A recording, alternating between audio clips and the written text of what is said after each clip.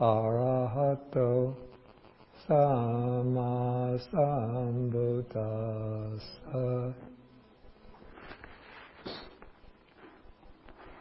And today is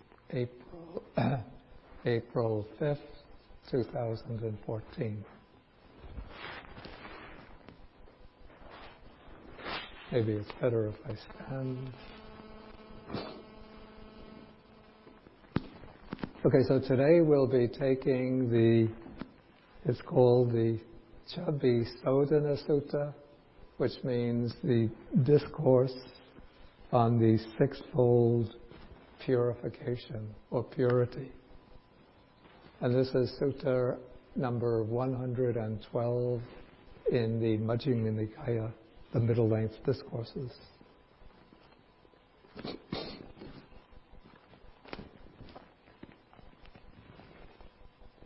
And the theme of this discourse is how an arahat declares arahatship and how the monks are to question a monk who declares arahatship in order to see whether they can confirm his attainment.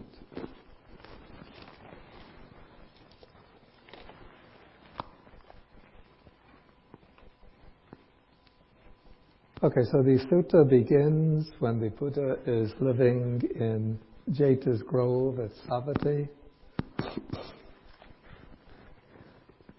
And then after he calls the attention of the monks, then he says, "Here, bhikkhus, a bhikkhu makes a declaration of final knowledge."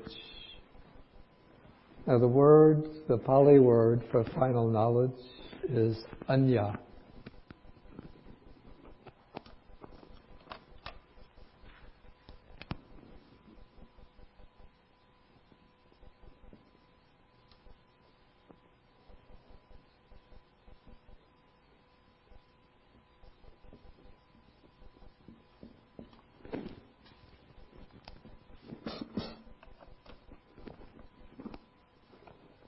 And this comes from the root nya, from which we get the verb janati, and it has a prefix a, which seems to strengthen the meaning of this root.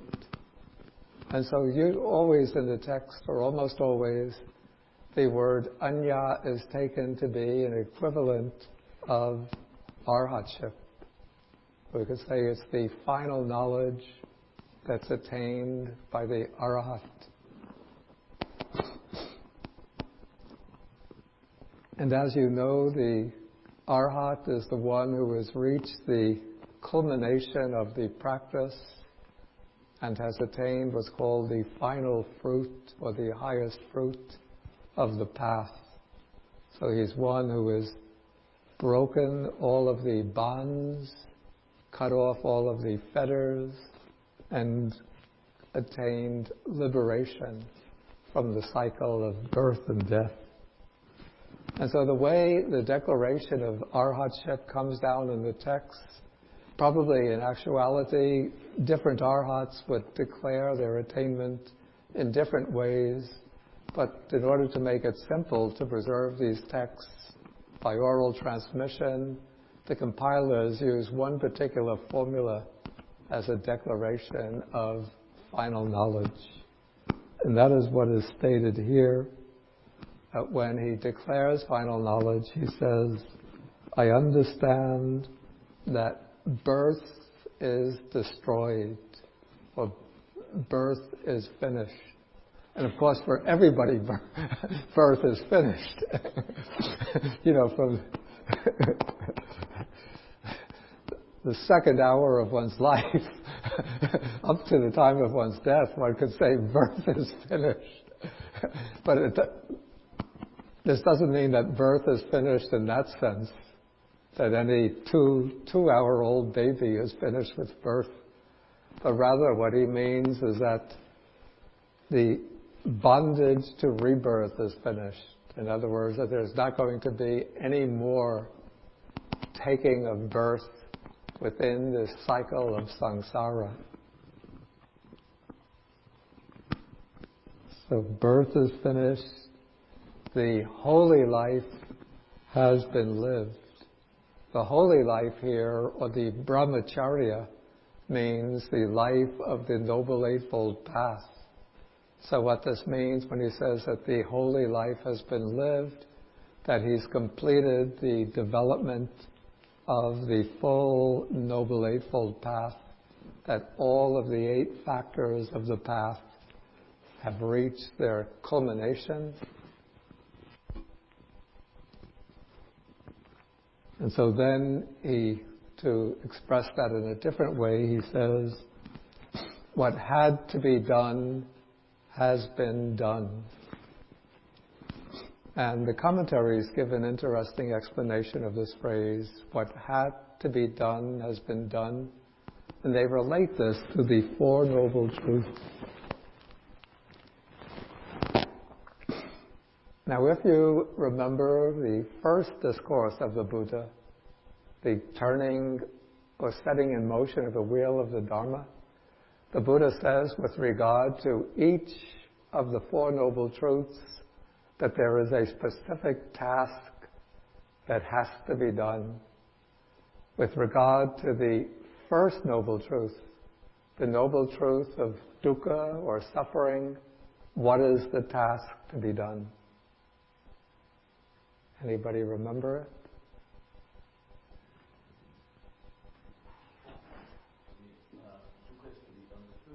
Right. The Noble Truth of dukkha is to be parinyeya, to be fully understood.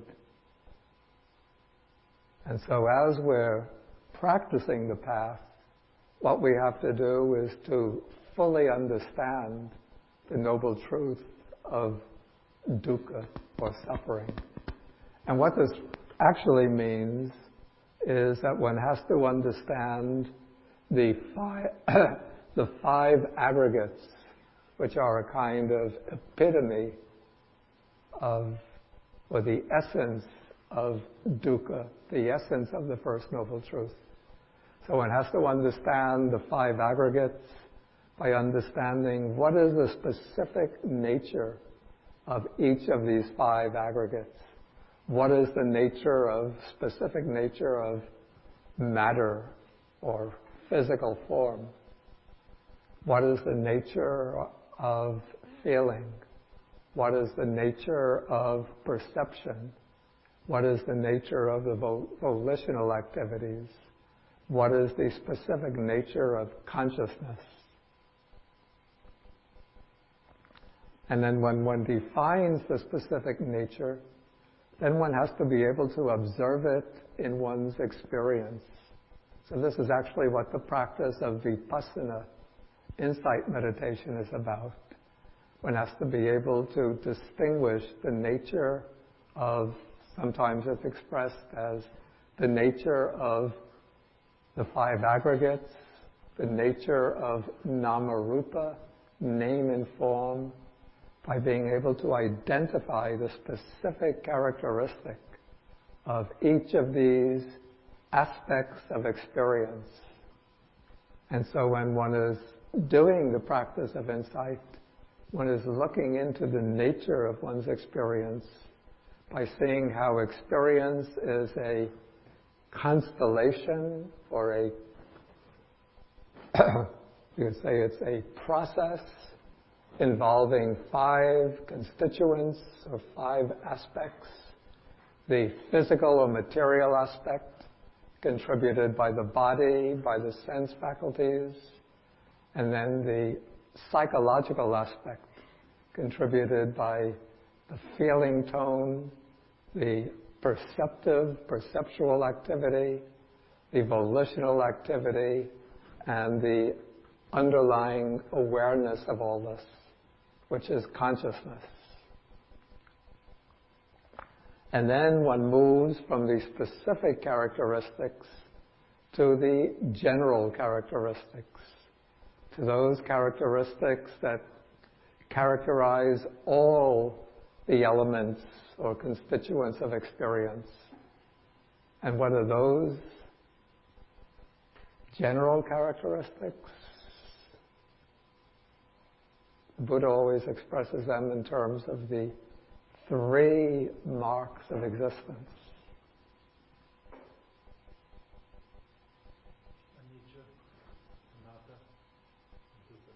Okay, but in the usual order, it's anicca, which is impermanence, that everything involved in experience arises and passes away, so it's impermanent.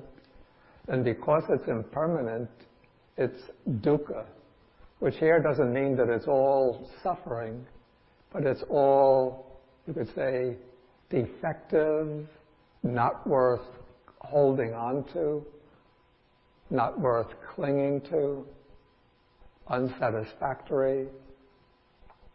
And then it's all because it's impermanent, unsatisfactory, so it's not to be taken as self, not to be grasped and held to and identified with as I and mine. So those are the three universal marks of all phenomena. So that is the full understanding of the truth of dukkha. Okay, then with respect to the second noble truth, the truth of the origination of dukkha, there is a particular function, particular task. What is that task? It's also to be fully understood? No, it has its own distinct task or function. To be abandoned? Exactly. It's to be abandoned. So one has to eliminate, overcome, or abandon the noble truth of the origin actually is referring to craving. And so craving is to be abandoned, to be eliminated. Craving, and then along with craving there come a whole bundle of defilements. So all of those defilements have to be eliminated. And the third noble truth is the cessation of dukkha, which really means nibbana. And what is the particular objective or task regarding this truth?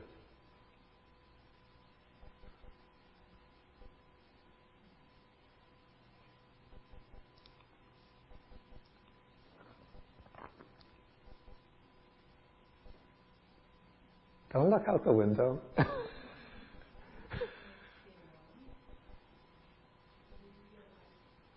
I heard the word. Who said it? Suki. Say it more loudly. Right, it's to be realized. Not just in the sense of being known, but to be experienced. Okay, so nibbana is to be realized, to be experienced. And then the fourth noble truth is the truth of the path. And what is the function with regard to that truth?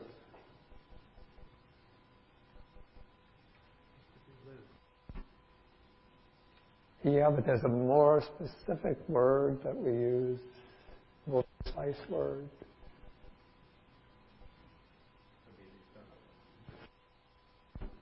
Yeah, to be developed, to be cultivated.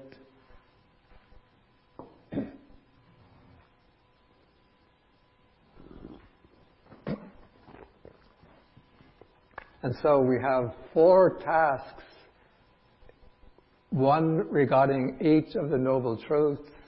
And while we are on the path, then we have to perform those tasks. You could say that those are the objectives in the real life of a committed follower of the Buddha, of the Buddha's path. But then when one reaches the end of the path, the attainment of arhatship, then the arhat says what had to be done, fully understanding the first truth, abandoning craving, realizing nibbana, developing the path, those tasks have been. And so then he could say that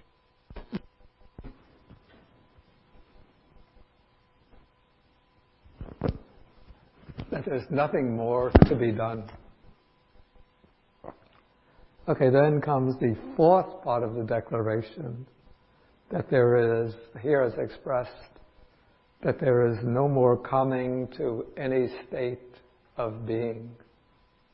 It's actually a little bit cryptic in the Pali, na parang ita tayati, that there's no more for thisness.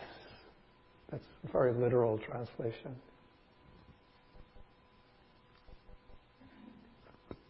Okay, so the Buddha is saying that here a monk comes and he makes this declaration of final knowledge.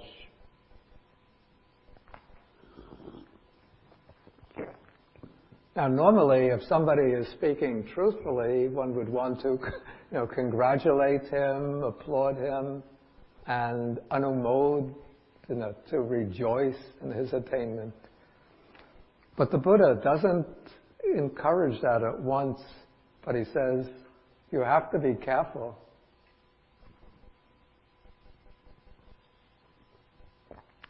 He says, this monk's words should neither be approved nor disapproved.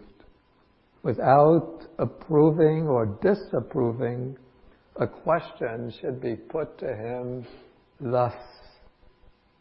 Okay, then we're going to come to ways of questioning the monk. And why does one question the monk?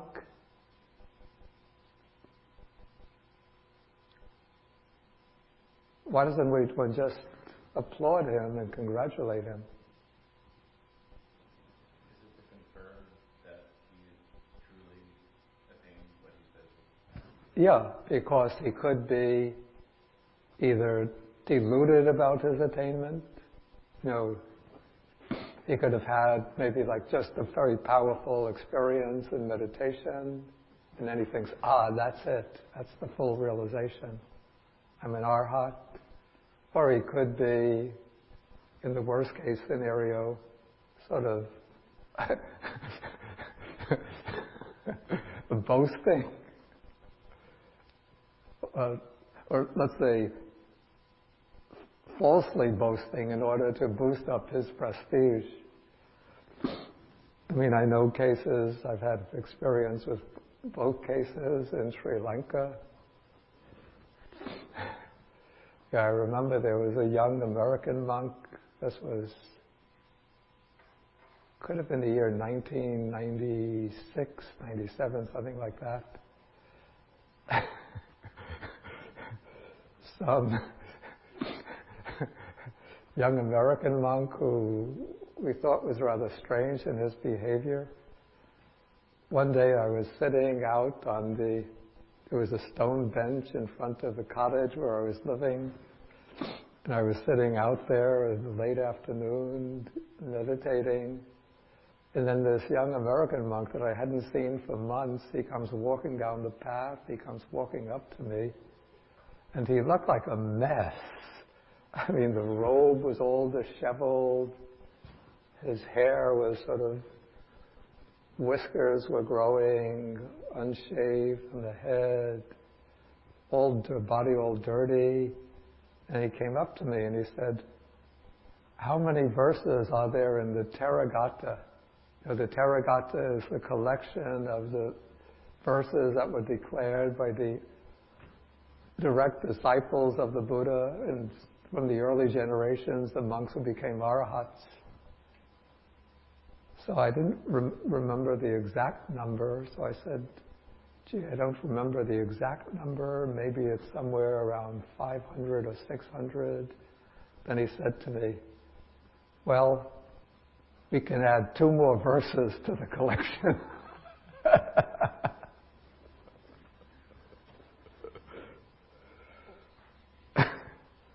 And he said, can I stay here tonight? I said, since it's the late afternoon, I'll let you stay here one night. The next day you go.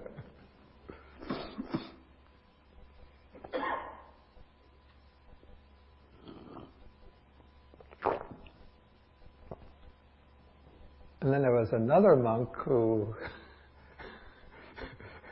he didn't declare arahatship, but he would speak about giving meditation courses, and he would say, well, we had quite a successful meditation course. There were about 5 of the people became stream enterers, and about 3 of them became once returners, and there were a couple of non-returners. So, when he's making judgments like that about the students, then one has to infer, where are you?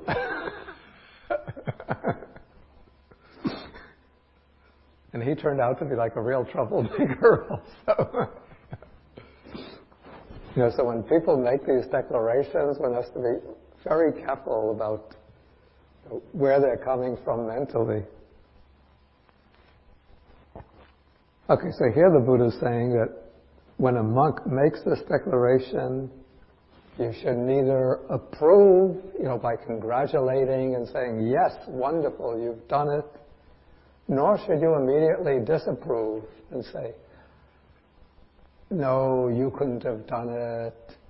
No, it's something for, people were able to attain that in the early days of the Buddha's teaching, but now, this is the last time the teaching is becoming degenerate. You couldn't have achieved this. But rather, you should put a question to the monk thus. And here, I have to say that the Pali version of the sutta begins in a rather strange way, because we find here the Buddha says that this is the way you should question the monk. He says, you should ask him or say to him, there are these 4 kinds of expression rightly proclaimed by the Blessed One, the Buddha, the one who knows and sees. What are the 4? Then one speaks of the seen as it was seen. One speaks of the heard as it was heard. One speaks of the sensed as it was sensed. One speaks of the cognized as it was cognized. The reason I say that this is a rather strange way to begin is that one doesn't find what's called these 4 modes of expression, or 4 kinds of expression, very often in the suttas. They're mentioned occasionally, but it's not such a common theme. And so it seems a bit odd that the first way of questioning the monk would be in terms of these 4 modes of expression. And I checked, there is a counterpart to the sutta in the Chinese counterpart of the Majjhima Nikaya, the Madhyamaka Agama, Madhya Agama. This would be Madhyaka Agama number 187. And in that sutta, it's very similar to the Pali version, except that the questioning begins in terms of the 5 aggregates, which is a much more common formula in the suttas. Okay, but since we're explaining the Pali version, we'll take it in terms of these 4 modes of expression. And so the 4 modes of expression revolve around 4 ways of, say, analyzing or classifying the objects of experience. So we have, the first 2 are quite obvious. The first 2 are what is seen and what is heard. So those are the objects of visual consciousness and of hearing consciousness or ear consciousness.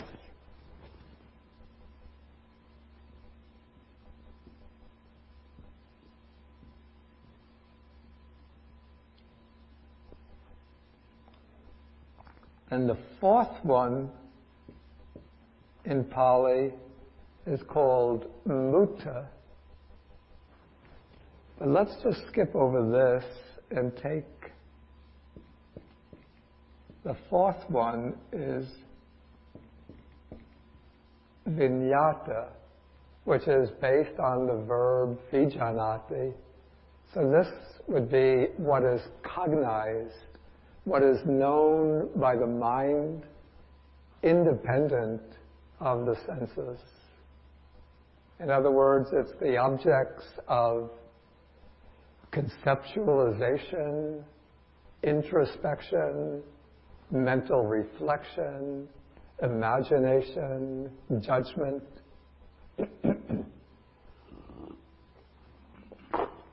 So whatever is known inwardly,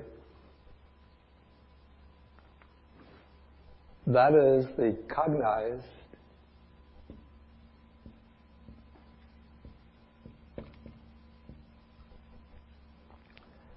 And then the word mutta originally meant thought. What is thought? As a past participle, not as a noun. But if the word thought is very close to cognized, and so the way the commentaries explain mutta, in order to fully encompass all the objects of experience, they explain mutta as meaning what is sensed. But we already have the seen and the heard, so what is sensed by, say, by smelling, taste,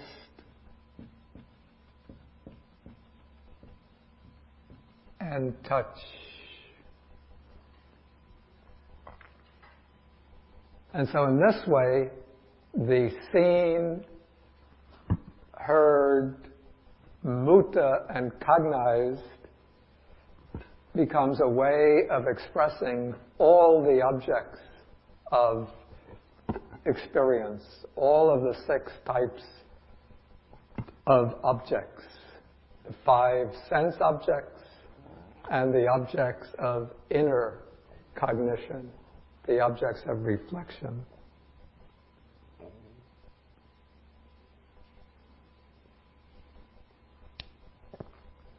And so one who declares final knowledge should be able to correctly declare these 4 modes of expression, the 4 types of objects. And again, it's a little strange that the Pali version of the sutta just says that one speaks of the seen, the seen as seen, the heard as heard, and so on. But in the Chinese version, it says that regarding each of these, one is not attached to it, not repelled by it, not dependent upon it, not bound by it, not fettered or attached to it.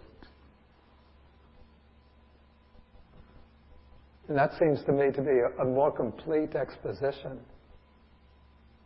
Because otherwise it's a little puzzling. What is meant just, you could ask anybody what are, the seen, heard, sensed, and cognized, and they can explain correctly.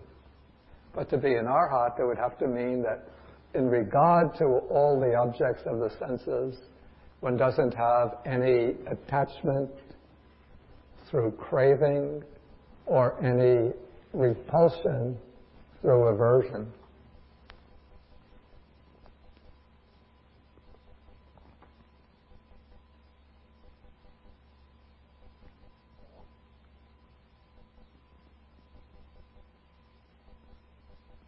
Oh, I'm sorry. Oh.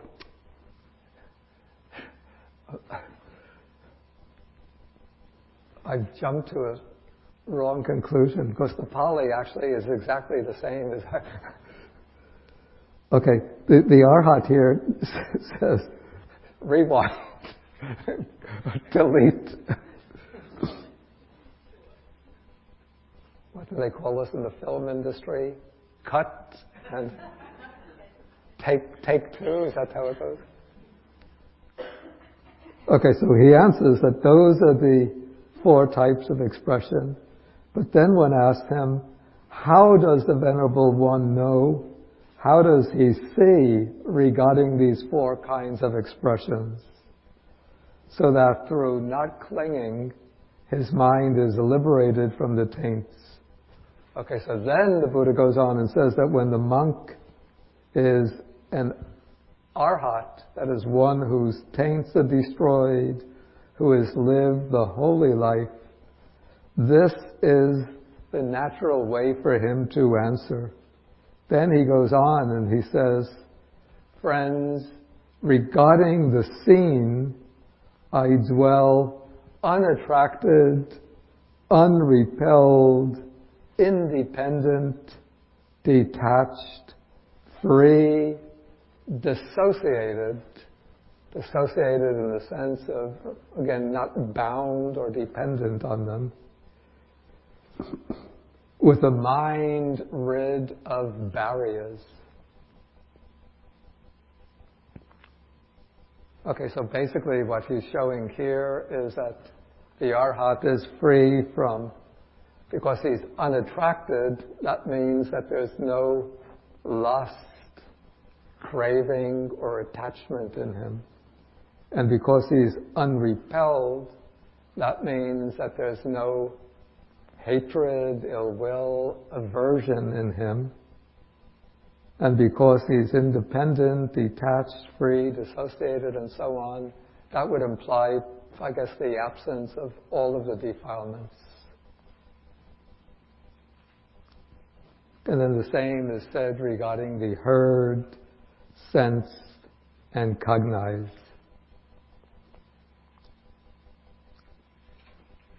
And so he'll say, it's by knowing thus and seeing thus that regarding these 4 kinds of expressions, or actually I would say now these 4 objects of expression, that my mind is liberated from the taints through not clinging.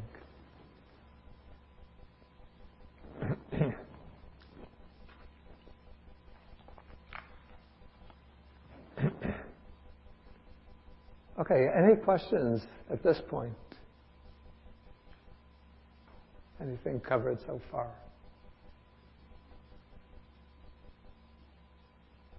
Okay, then we'll go on.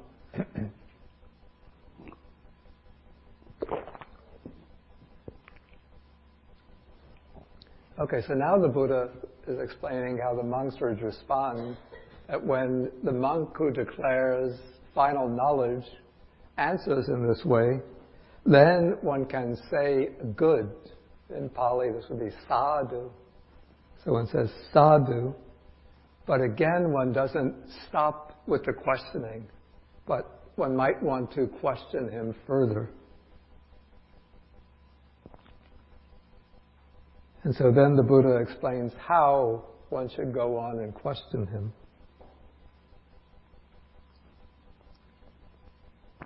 So one says that there are these 5 aggregates which are subject to clinging, rightly proclaimed by the Blessed One, by the Buddha. So what are the 5 aggregates? So then the one who's questioning will spell them out. He says, we've already gone through them. They are the form aggregate, or material substance, the substance of the body, the sense faculties. Then there's the feeling aggregate, perception aggregate. And here we have it as formations, but now I prefer volitional activities, volitional formations, and consciousness.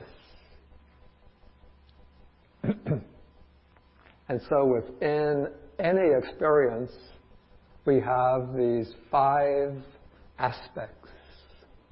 Sometimes people speak about them as being the 5 components of existence, but I don't find that way of explanation completely satisfactory, because it's not like, in fact, I don't particularly like the simile of the chariot or the simile of the car, because with a car you can take the steering wheel, the seats, the engine, the chassis, the body, put them together and you have a car, but you can take them apart and you still have a steering wheel, seats, the engine, the chassis, the body. It's just that they're not joined together in a car.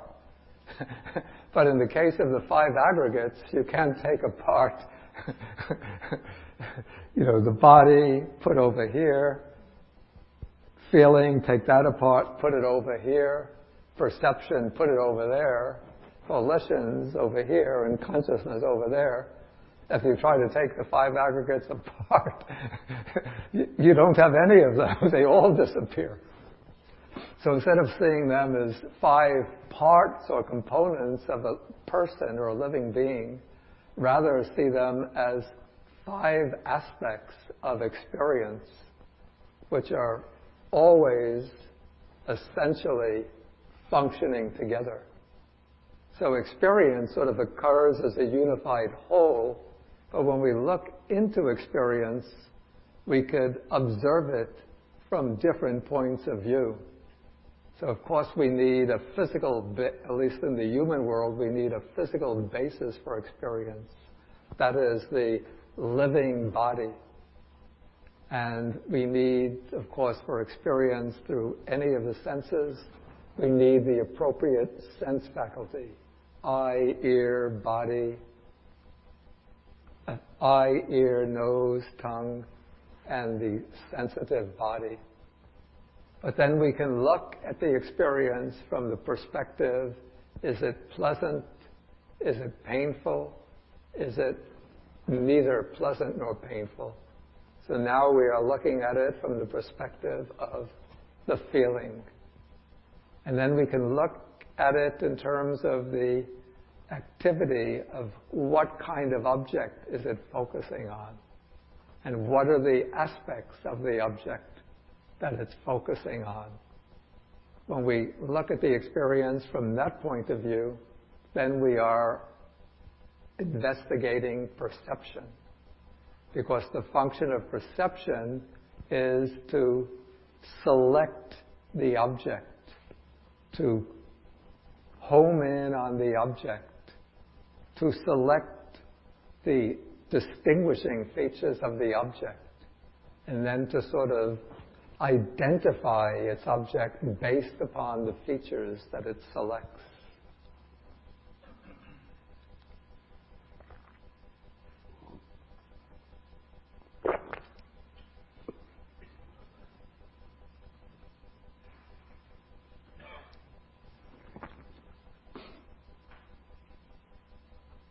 Okay, and then let me just finish the 5, then you could ask the question. Okay, now always going along with experience, there is some type of volitional activity, even at the most basic level. Sometimes people think volitional activity means one is reacting or responding to the object. But even when we're just simply trying to be aware of something in front of us. For example, if I see somebody in the distance coming and I'm trying to see who is that person coming, then there's some volition involved in trying to distinguish who is that person. It's perception that's doing the distinguishing, the observing of that form coming towards me. But there's some effort to see and to distinguish. That would be the work of volition in a simple perceptual experience. But the most important aspect of volition is the way we respond or react to the basic sensory input. And that those responses will often be in terms of when we like something, trying to acquire it for ourselves, trying to take possession. So that would be volition working under the dominance of craving or clinging. And on the other hand, there'll be volitions which are governed by, when we don't like something, volitions governed by aversion. For example, when we get angry, or when we try to hurt somebody, when we try to harm somebody, when one engages in angry speech, trying to inflict physical injuries, trying to slander somebody, all of that would be volitional activity driven by aversion. And so there'll be many different types of volitional activity. And then also there'll be good or wholesome volitional activities. Volitional activities which are motivated by kindness, compassion, generosity, by the urge to understand, by wisdom, by patience, by humility. So all of those are different types of volitional activity. And then any experience, of course, is to some degree a conscious experience. So there'll be awareness which has arisen based on one or another of the sense faculties. So that is the aspect of consciousness. And so in that way, these five aggregates always flow together and function together as a kind of integrated whole. You had?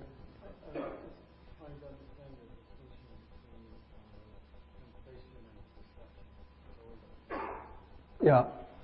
I actually don't particularly like the word sensation for Vedana. Vedana is what I translate as feeling, but even the word feeling has its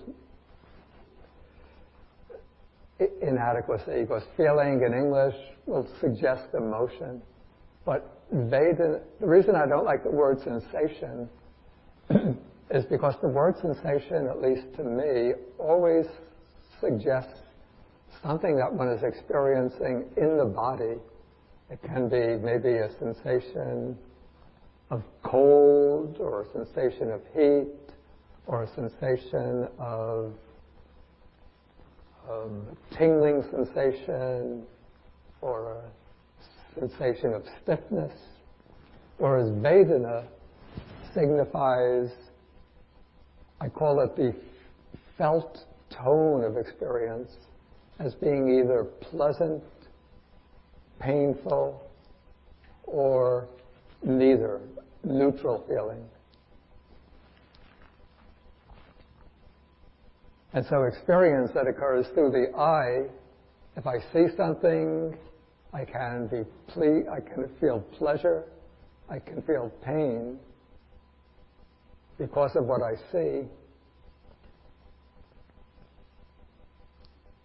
But that would be different from if I have eye strain, then I would say that is a sensation in the eye, that sensation of a strain in the eye. But just if I see, say an abstract expressionist painting and I don't like that style of art, then I might get an unpleasant feeling from seeing it. But it's not a sensation, the way I understand the word sensation. Okay, and perception, in contrast, is what sort of identifies objects based on their distinctive characteristics and features. So when you meet a person for the first time, the mind will naturally select like certain features, even spontaneously. So one sees this person, then the mind will sort of select certain features of the person's face, of posture, and so on. So then if you meet that person on a later occasion, immediately the mind will fix on those features, and then one can identify that person again.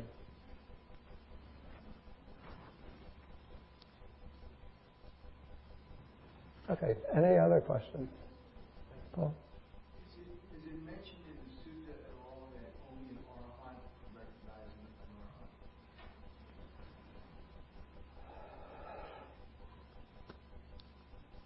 I don't think that is said. I don't know whether that is true or not. It's possible that somebody at a lower level of attainment could have the ability to search the mind of somebody directly and know that there are no defilements in his mind. Excuse me? Yeah. I think that question is a little bit off track. I want to keep sort of on the track of the sutta itself. I have a question about Vedana. Yeah. So, is it possible to not have a neutral feeling tone, or is it simply ignorance? No. It's possible to have a neutral feeling tone. I think if you just look at our experience throughout the day, there are innumerable occasions when we're having neutral feeling. When it's just like walking down the road, pondering something. You're not feeling a special pleasure, not special pain. But isn't that like ignoring what's going on? You're in your thoughts, you're pondering, as opposed to not really having a pleasant or unpleasant response to what's around you? Not necessarily. I mean, one could even be walking down the street being mindful, in which case, one is aware of what is happening. But if it's just the ordinary act of walking, you're not stubbing your toe, or you're not seeing something which is especially pleasant or beautiful, then it's just, most of the time, it's just neutral feeling going on. I often think about this because if I think that I have a neutral feeling tone, I'm not sure if that's true, that I'm simply overlooking whether it's pleasant or unpleasant, or if it's truly neutral. I think not necessarily. So often if one sort of tunes in more precisely to the experience, one will see that the tone of experience that one might take to be neutral is actually subtly either painful or pleasant. Right. But there are many, many occasions when there's actually neutral feeling. Okay, thank you very much.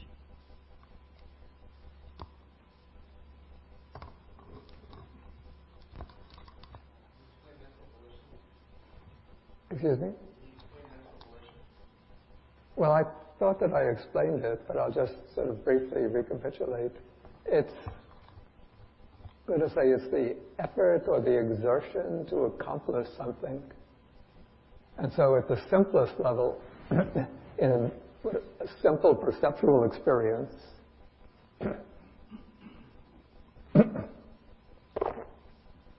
will be the exertion involved in simply trying to know the object.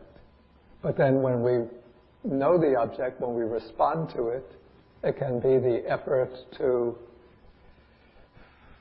if there's attachment, to acquire the object, to possess it, the volition to harm a person, for example, that's a kind of volition. The exertion to accomplish something, say if you're writing something, like a letter or an email, a piece of like an essay, the effort to complete it, doing some work, the effort to accomplish one's work. All of those activities are expressions of volition. Okay, let us move.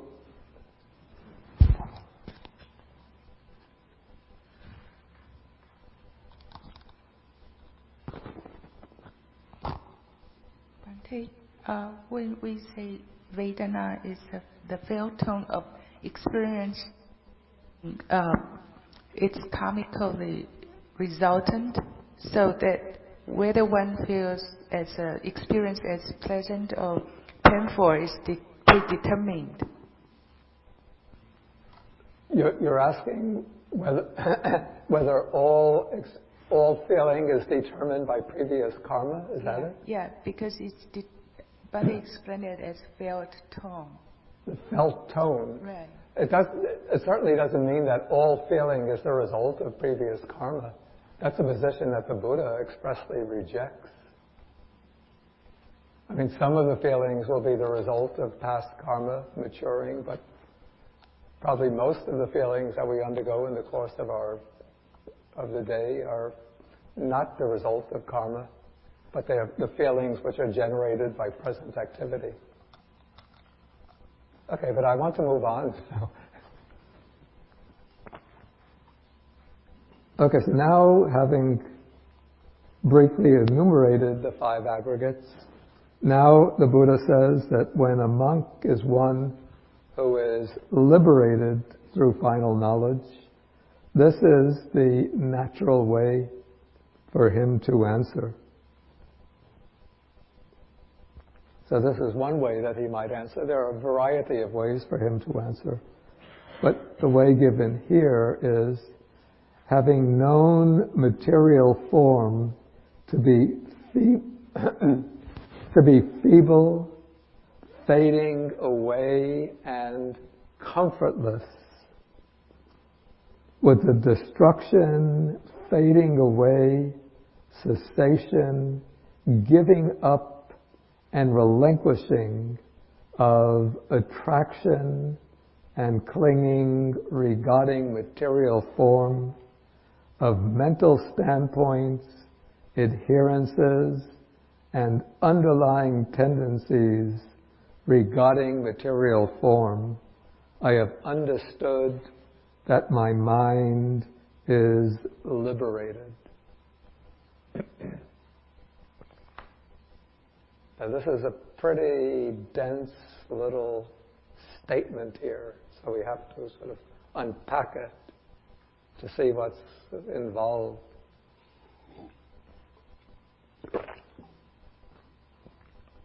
Here, the first descriptive word that's given is, here it's translated feeble.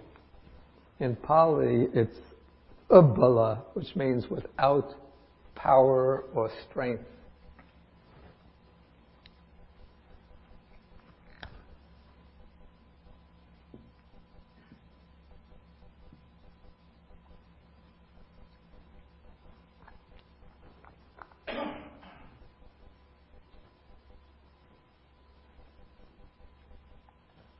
If you look at this is a little interesting side point. If you look at the Chinese translation, where this word should come, the Chinese translation has wu guo. Wu guo means without fruit. And I was wondering, how is that? How did they ever get that rendering for without strength? Then I realized what happened probably in the transmission of the text is that ubala somehow got misrepresented as apala. And the word pala means fruit. But I think ubala, without feeble or without power, is better, more accurate. Because what is meant is that probably what's meant is that because it's impermanent, so it has no power or strength to remain, permanently, no substance. But what we call material form, when one looks at it with the eye of very precise insight observation, one sees that it's constantly breaking up, dissolving, and perishing. And so it doesn't have this intrinsic power or strength to persist in being.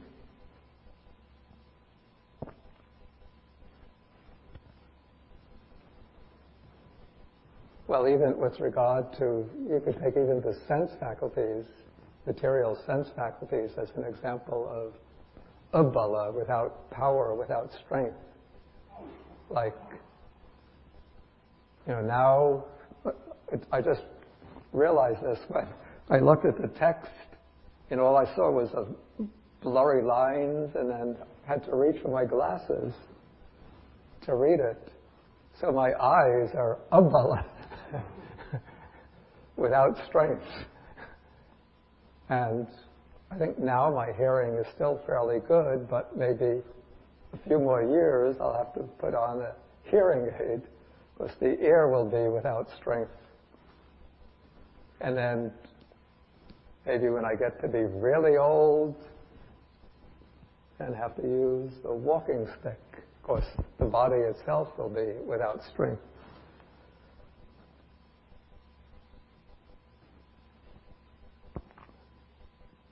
Okay, so it's feeble, fading away. The word is viraga, which sometimes means dispassion, but that doesn't actually apply to the five aggregates. But rather, raga, the word raga originally means or meant color. And so viraga means losing its color. It's like a cloth or a piece of article of clothing. When you've washed it over and over, then maybe it was bright red when you started, but in time, especially in ancient India, when they would use not the chemical dyes like we use today, but natural dyes, so when clothes get washed over and over, then they fade away. The dye comes out from them. And so this can apply metaphorically to all of the aggregates, that each of them fades away, even when one perceives them at subtler and subtler levels, even from one second to the next, they're fading away or disappearing.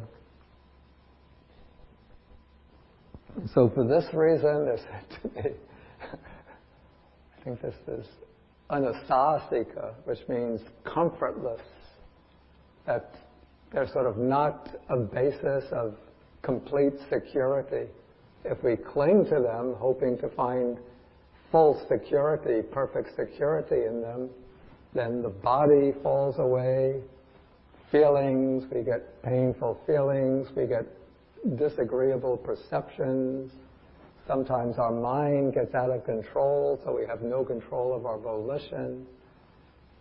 So all of the five aggregates are sort of subject to misery and to some kind of suffering. So they're comfortless. So having known the five aggregates in this way, then one gives up and relinquishes attraction and clinging to them. Actually, attraction and clinging, these are just two aspects of attachment. And then comes the mental standpoints. The mental standpoints would be the standpoints from which one regards the five aggregates to be I, mine, and myself.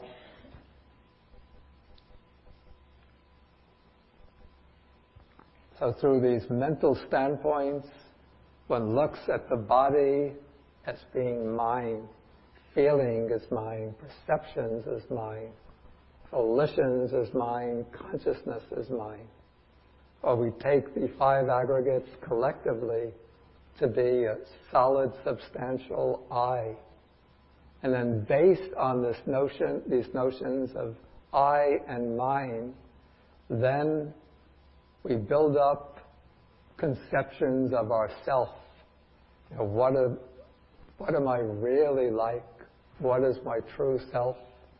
And this seems to have been like a particular weakness in India during the Buddha's time, where the philosophers and the contemplatives of the period were building up many different theories about the true nature of the self.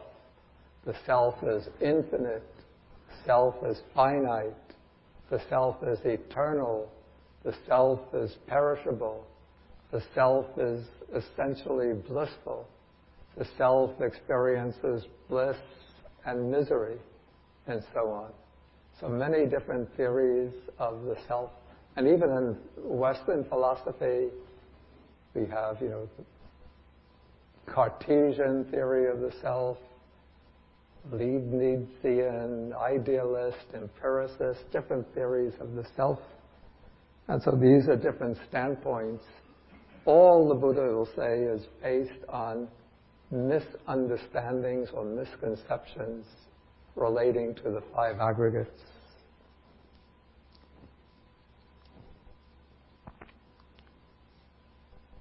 Okay, so we have mental standpoints. Adherences, basically very similar to attachment and clinging.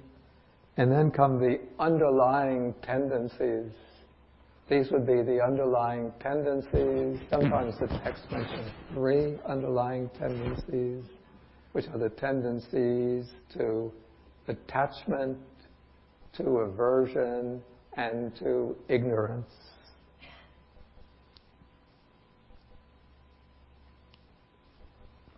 And so in the case of the Arahat, he's one who's relinquished all of these, this attraction and clinging, the mental standpoints, adherences, and underlying tendencies regarding the five aggregates.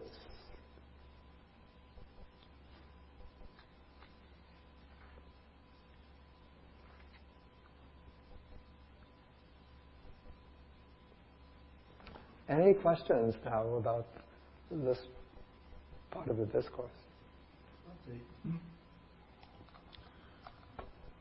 Bhante, you just said underlying tendencies to attachment, aversion, and what was the third? Ignorance. Thank you. Yeah, in other suttas, 7 underlying tendencies are mentioned. I have to see if I can remember them all.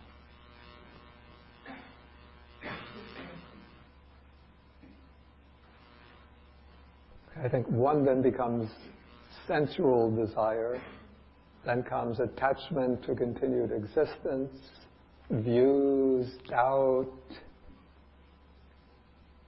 conceit, ignorance. That's 6. I said views, right? Anybody remember the 7th?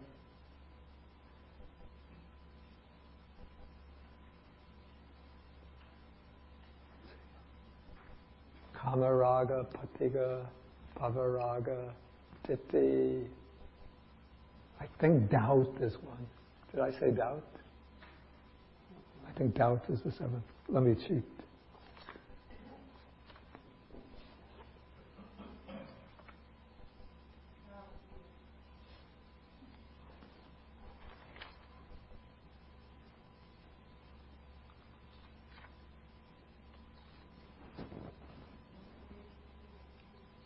(202). Oh yeah, the underlying tendency to lust, to aversion, to doubt, to conceit. Then comes the desire for being, or I call this now the craving for individual existence, and the underlying tendency to ignorance. So those are the 7.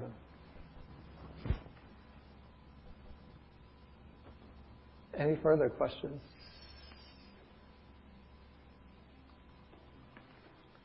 Okay, then let us go on to the next section.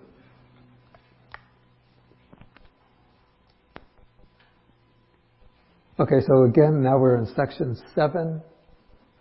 So again, the Buddha says that when a monk speaks in this way, one may delight and rejoice in his words, but now one should question him further.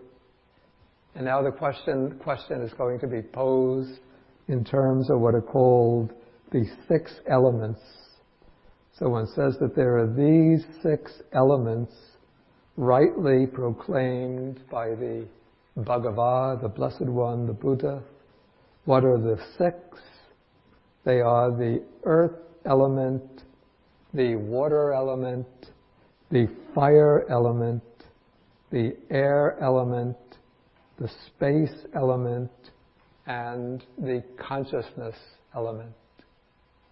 So you see, the Buddha he proposes different ways of looking at the totality of experience.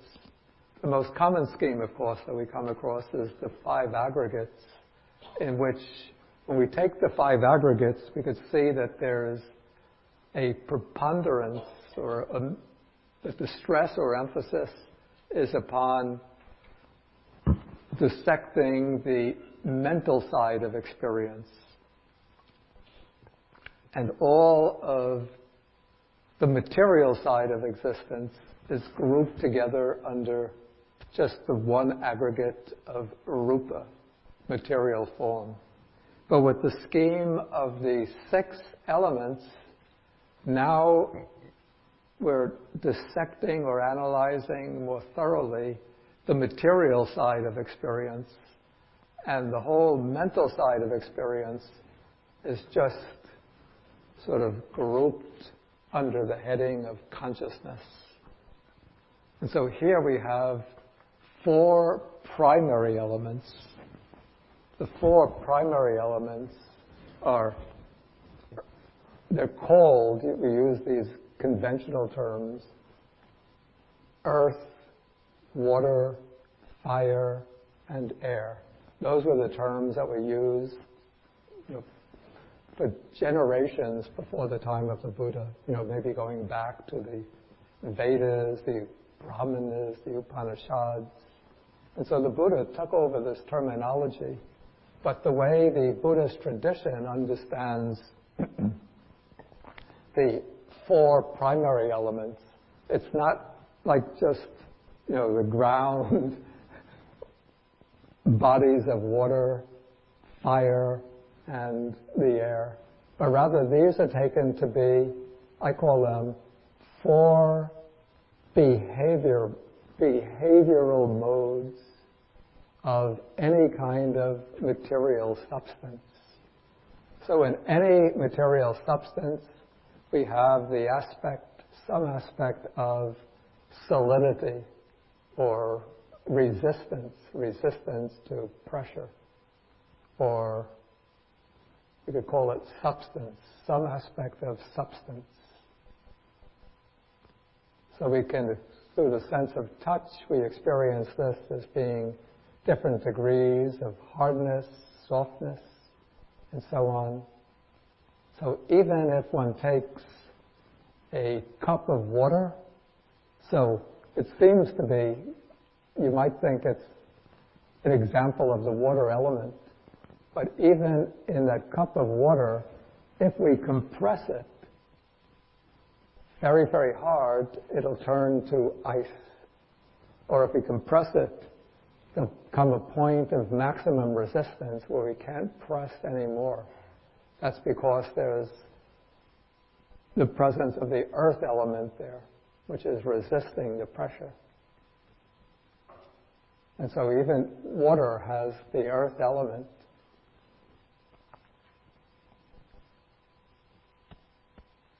Let me just go through the 4 elements. So the earth element is the aspect of, I call it material substance, the aspect of solidity, the aspect of resistance to pressure. Then the water element is explained to be that aspect of matter which is responsible for cohesion, or the binding together of the particles of matter.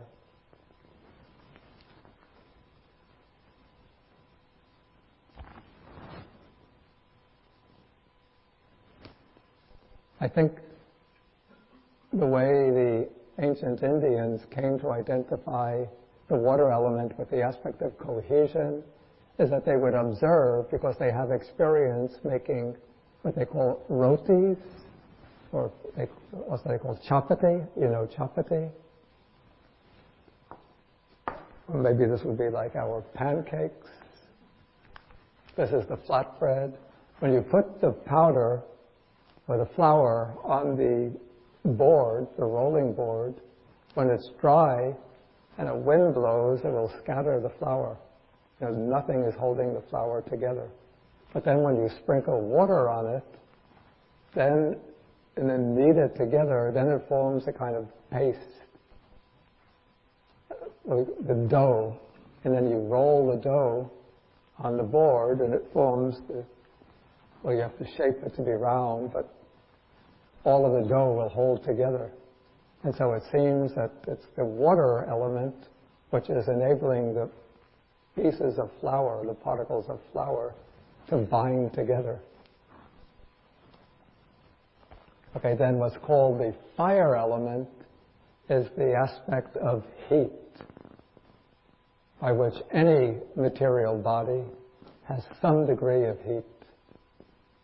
Even if we go below zero, 100 degrees below zero, as long as we're above absolute zero, then there's some degree of heat in the body. That is the presence of the fire element. And then what's called the air element, or the wind element, is the aspect of oscillation or vibration, the aspect of movement.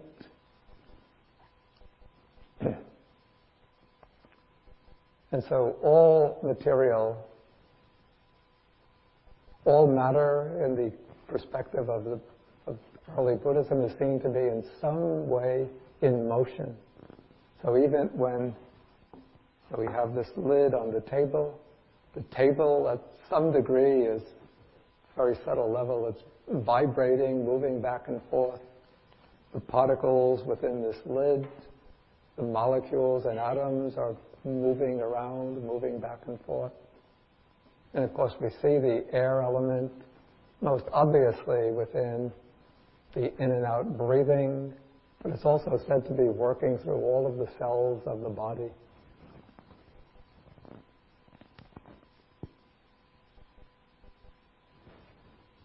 Okay, so in any kind of matter, we have these four elements. The earth element is what provides the sort of substance of the particles of matter. The water element is the force of binding or cohesion. The heat element is the degree, or the fire element is the degree of heat within any kind of material body. And the air element is what is responsible for movement, vibration, oscillation. And then the space element here usually is taken not to be what we call the all-embracing space, but it's taken to be the space in the sense of the emptiness between the particles of matter. Not emptiness in the sense of sunyata, the philosophical sense, but just the empty where there's space not occupied by any kind of material body. That is the space element.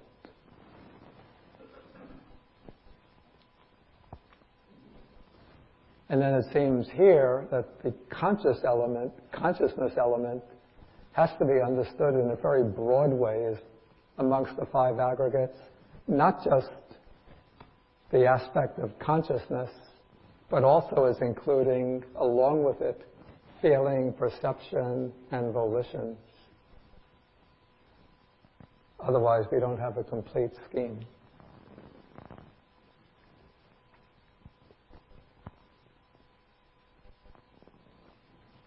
Okay, so then the Buddha says that the monk should ask the one declaring arhatship, how have you known, how have you seen regarding these six elements? And the monk who is declaring arhatship should declare, it uses the expression, I have treated the earth element as not self, with no self based on the earth element. I think the word treated, this must come from Venerable Jnanamoli. If I remember, the Pali word is upagacchati, which means approach. But I think we could use the word regarded would work as well, maybe more naturally in English. So I have regarded the earth element as not self and no self based on the earth element. And so now one is focusing upon the six elements entirely by way of the characteristic of not self. And then through this insight, he says, with the destruction, fading away, cessation, giving up and relinquishing of attraction and clinging based on the earth element, again the destruction, giving up of mental standpoints, adherences and underlying tendencies based on the earth element, I have understood that my mind is liberated. And then the same is said with regard to all of the other elements.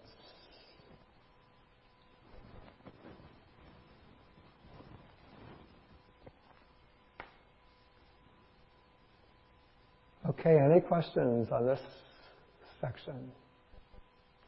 Please.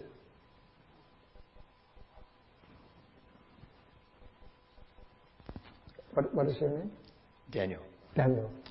Can you just expand upon the precise definition of what it means by attraction and clinging based on each of the elements, like how that's associated with the elements as opposed to other things? Yeah, actually, that's a good question. The question is how to expand on the meaning of attraction and repulsion in regard to each of the elements.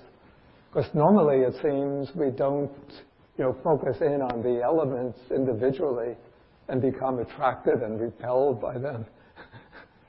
In fact, maybe this passage has to be taken not exactly literally, but we sort of have to extrapolate from it.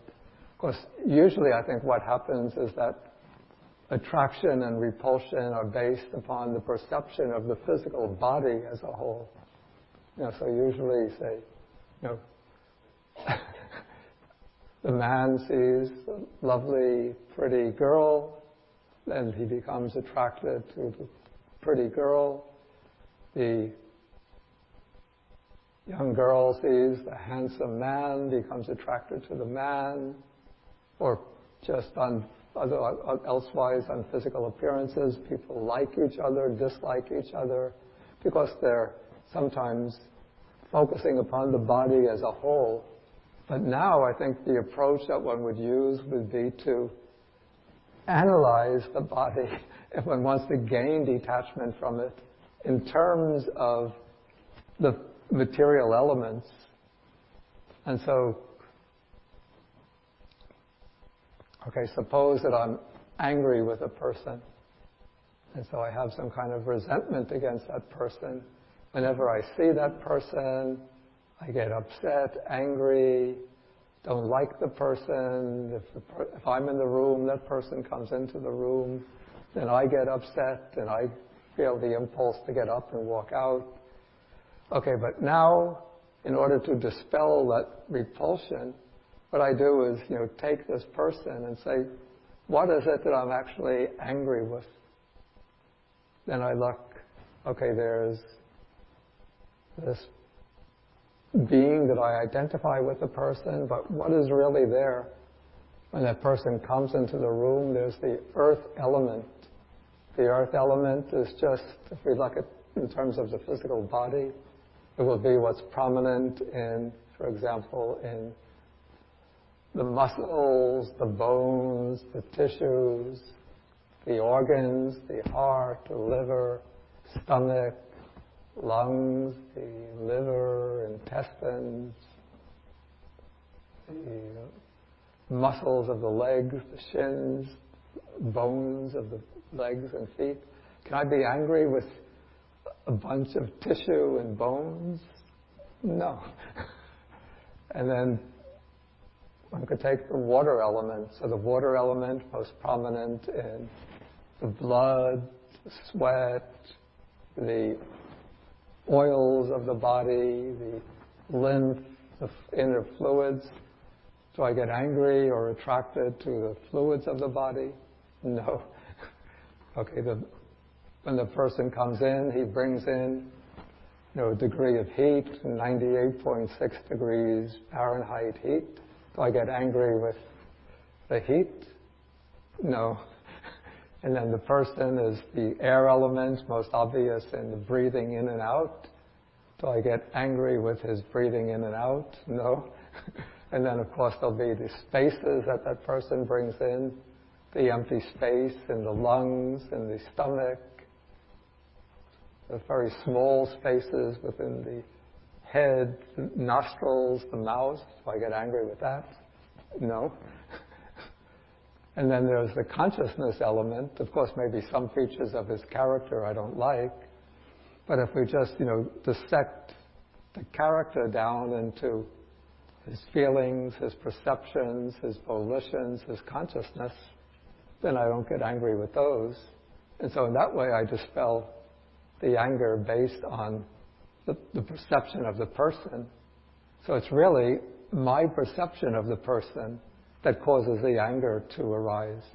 But when we get beyond this sort of diluted perception and look at the person as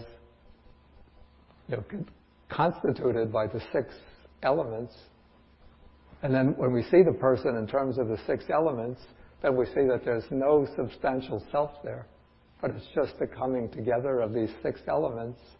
And so then the sort of anger has no foundation upon which to rest. It sort of just dissipates into air. Thank you.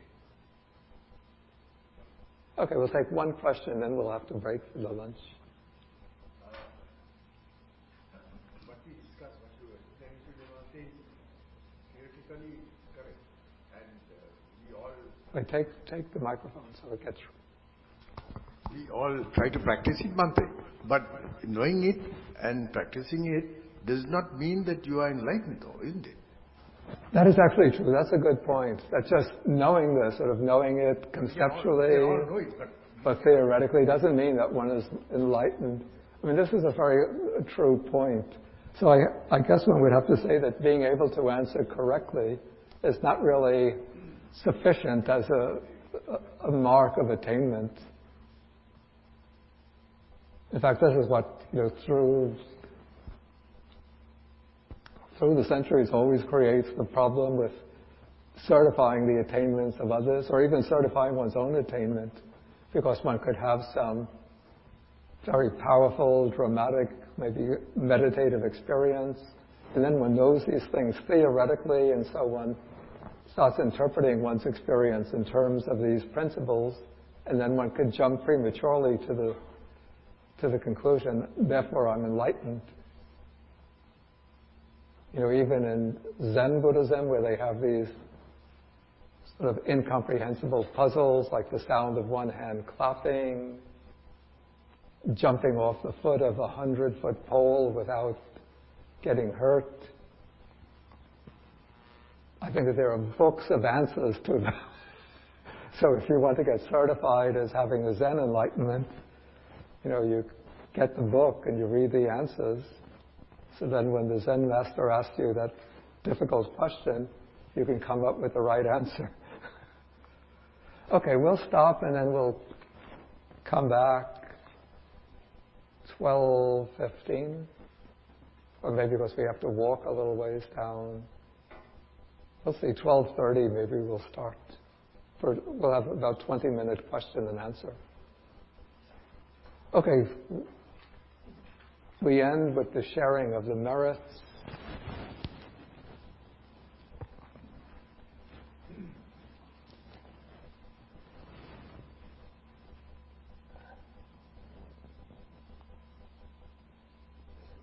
Okay, so we're going to share the merits with the devas, that's the deities, the nagas, the dragon spirits, the bhutas, the fair spirits, asking them to rejoice in the merits, to protect the world, to protect the Dharma, the teaching, to protect ourselves and others. Akasata Chabbisodhana Deva Naga Mahitika Punyantang Anumoditva Chirang Rakantu Sasanam Akasata Chabbisodhana Deva Naga Mahitika Punyantang Anumoditva Chirang Rakantu Desanam Akasata Chabbisodhana Deva Naga Mahitika Punyantang anumoditva chirang rakantu mang parang. Etavatacham hehi sampadang punya sampadang sabbe devanumodantu sabba sampati siddhya sabbe bhutanumodantu sabba sampati siddhya sabbe satanumodantu sabba sampati siddhya Bhavagopadaya vichihetato etantare satakayupapana rupi arupi cha sanya sanyino dukkha pamuchantu pusantu nibbuttim.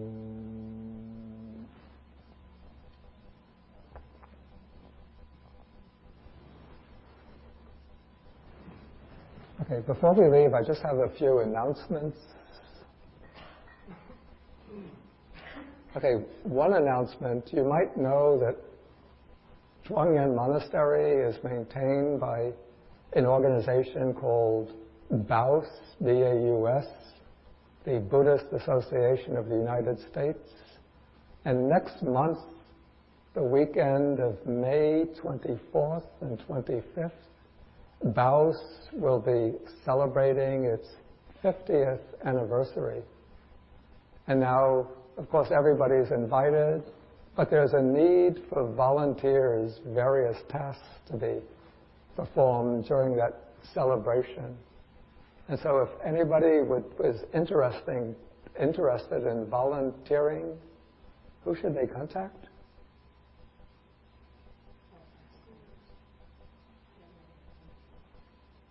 You?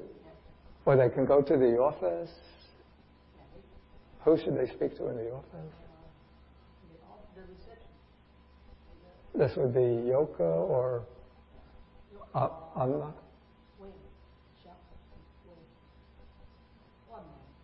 Wang. Yeah, you can just go to the office and you'll see one woman right to the left when you go in is Angmei. That's her name? Wangmei. And or Yoka, who's on the further desk. And you just give your contact information. And really, if you're free that weekend and you would like to volunteer, we really do need help. Another announcement, I've been speaking about being not attracted, not repelled, but you know we have an organization called Buddhist Global Relief, and later this month we're having a concert to feed the hungry. This will be a jazz concert featuring some world-renowned jazz artists. One is Esperanza Spalding and Kenny Werner. And this concert will be on April 25th in New York City, the Interchurch Center. There are they're like postcards here you have to register online to acquire tickets, or you can call, I think, for tickets, or write. But I'm going to leave these cards on the table here. So if you're interested, you pick up a card.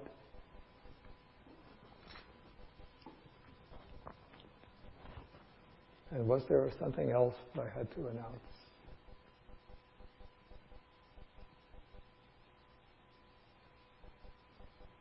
Oh, next weekend or next Friday, they're starting a meditation retreat here.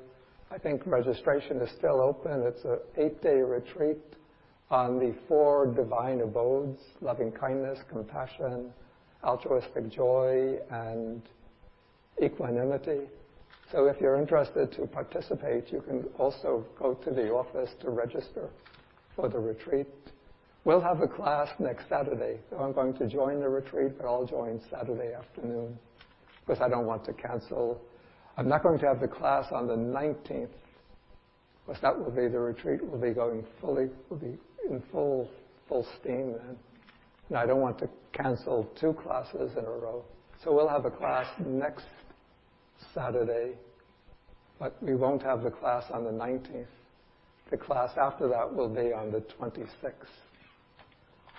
Okay, and then we come back here, as I said, at 12:30 for about 20 minutes, half an hour discussion, question and answers discussion. Okay, so thank you for your attention. And we end with 3 bows to the Buddha.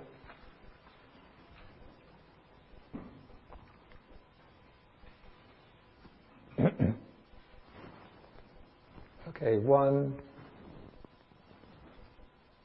2, 3.